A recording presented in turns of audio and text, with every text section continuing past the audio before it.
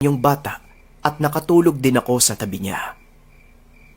Kinabukasan ng umaga, kaagad nang nagpaalam at nagpasalamat sa akin yung batang lalaki.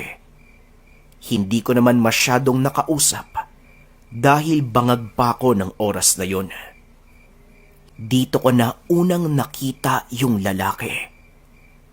Nakatingin sa akin sa labas ng bahay. Hindi ko naman masyadong pinansin dahil kasabay din yan.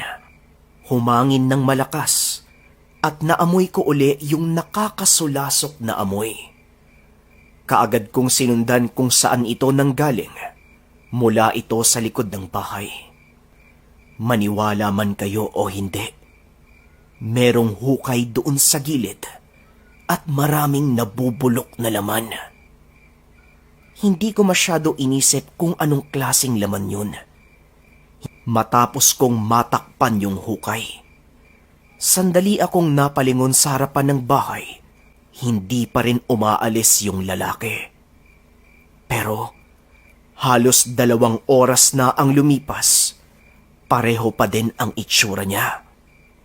Nakatitig lang siya sa bahay at nung mapansin niya na nakatingin ako sa kanya, ibinaling niya ang atensyon sa akin.